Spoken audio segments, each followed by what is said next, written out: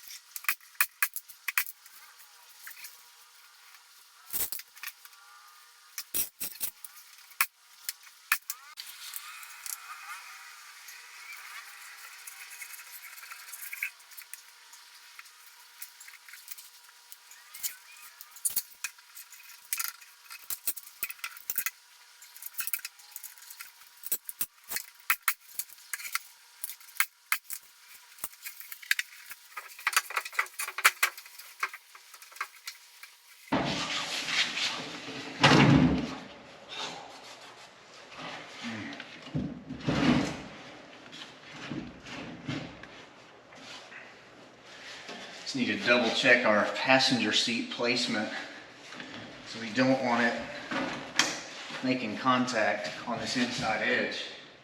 Could actually bring the whole thing this direction a little ways.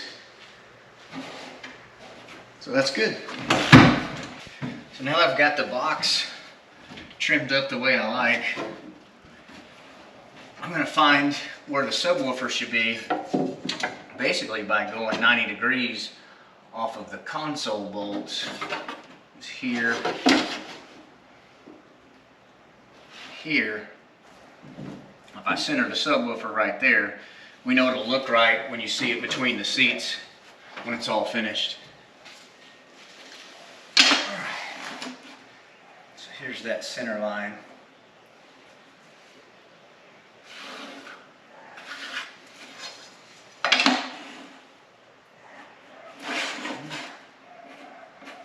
Most importantly, you want to make sure is that the magnet doesn't make contact with the back of your enclosure.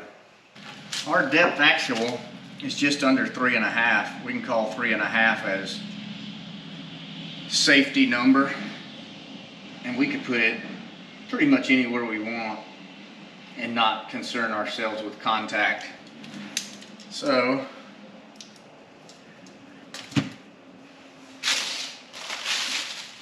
pick a spot, and I like it.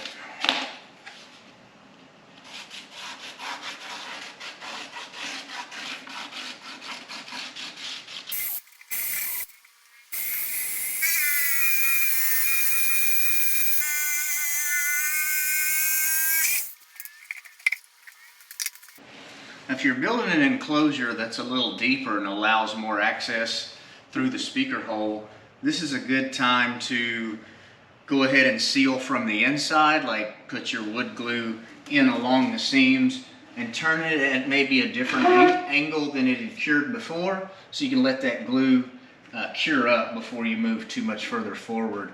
A good sealed enclosure makes a big difference. Also, we put these gussets in here to kind of keep some flex from this front panel. And what I'll also do is build a strut right here on this side of the speaker. That way it gets rid of any potential flex over here. This side's close enough to the end wall, shouldn't be an issue. But what you don't want is any vibration in your enclosure, because that just basically is taking horsepower away from your speaker. Bass, bass, boom, boom.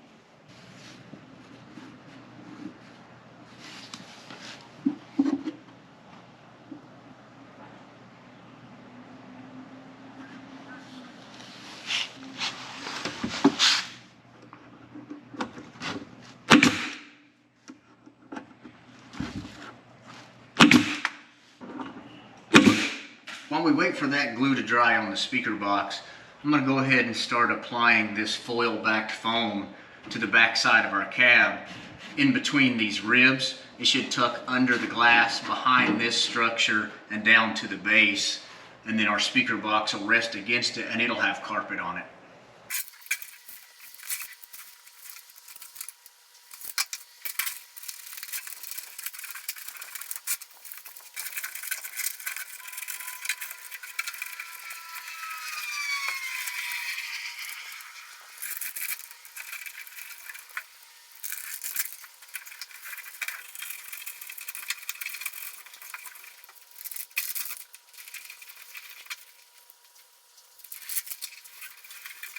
We're expecting some cold weather in the next couple of days, so it's mid-50s out.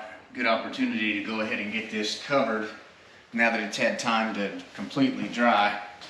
I went ahead and put some black spray paint in some of these edges, because if I make a carpet seam, I don't want it to show through.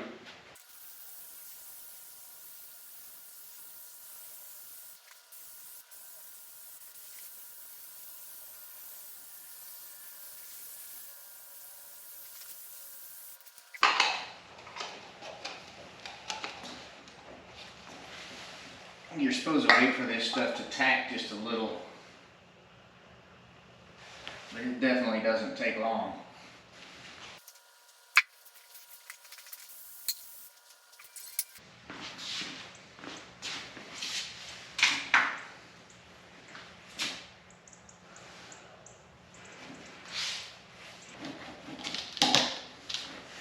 just a cheap $12 roller. I think I got it at Hobby Lobby because it's hard rubber. Forgot what it's actually made for, ink or some crap.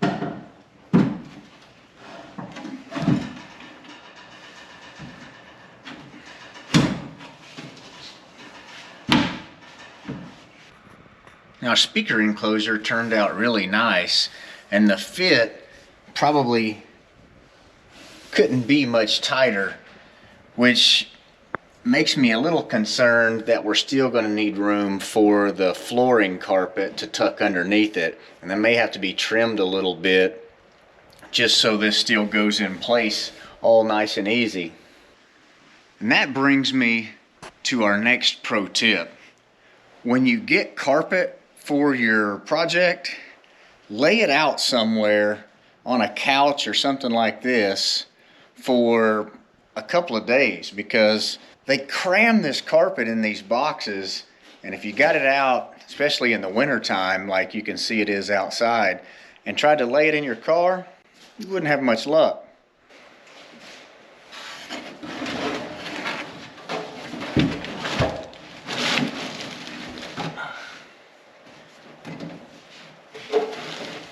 Last time we ordered this carpet, it was through Summit, but ended up being this ACC brand.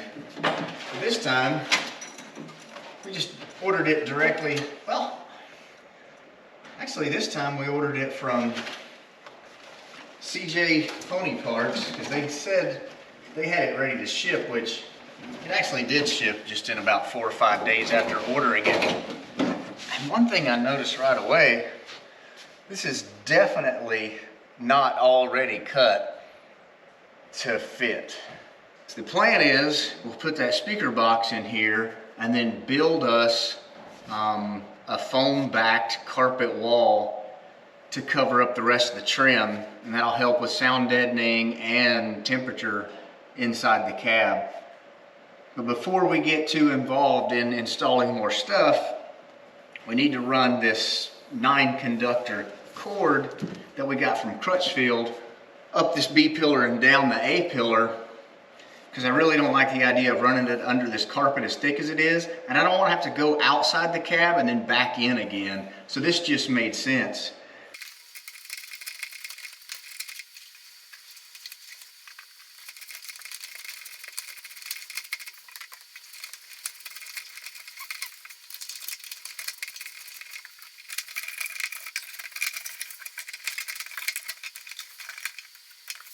I kind of like keeping things clean and not feeling obligated to run a single or a double DIN head unit.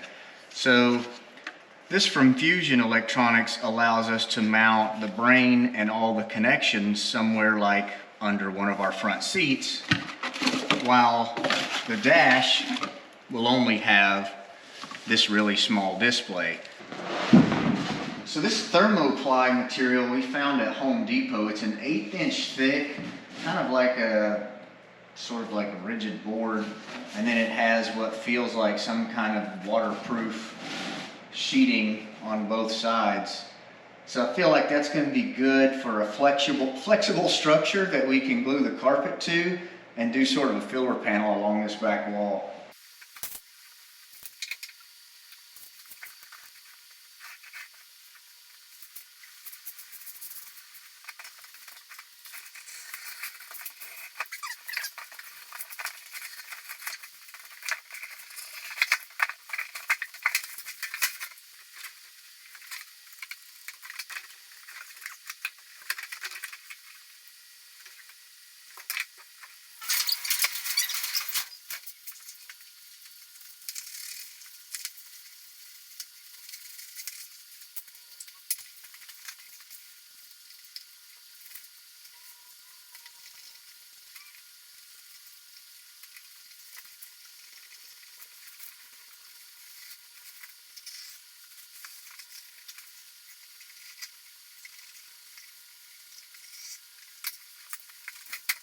All right, we've got our panel made. I think we can have this side fixed, get our box back in, and then put the rest of our trim screws in there.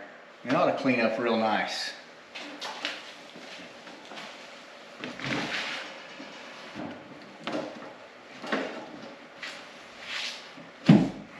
Our trim panel turned out really well. It's got a great transition in the corners with this curvature. Put a couple of trim screws in against the structure of the cab just to hold it. We're going to wire our sub in what's called parallel, which basically, because it has dual voice coils, we need to run a jumper from the positive to the positive of this one and the negative to the negative of this one. The amp will only feed one set of connectors, and again we'll just loop them over. What that'll do is create a 2 ohm load on our amplifier, and it'll end up running this sub at about 300 watts RMS at that 2 ohm load rating, which is going to be just about right. And I don't know if I mentioned this before, but our enclosure came out to be 0.9896 cubic feet. So 1 cubic foot sealed enclosure, which is a little over twice the minimum requirement from Kicker. So this all should work out and sound really good. I'm going to a game with Macy and Hannah. A game? The ORU game. Oh, okay. Have fun, dude.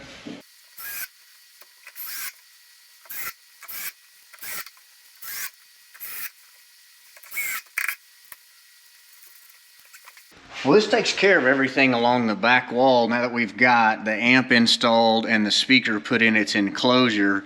And again, we've got this wire ran that'll have all the outputs that go from the amp to the speakers in the front of the cab. Also, that black box will feed into it directly from somewhere under one of these seats. I'm not 100% sure yet. And then we'll get those battery cables ran as well. I feel like this video's probably ran on pretty long, so we should end it here and pick up next week with things on the front side of our audio system. And maybe by then we'll be to a point where we can hear some sound out of this thing. So I appreciate you guys watching. We'll see you next week.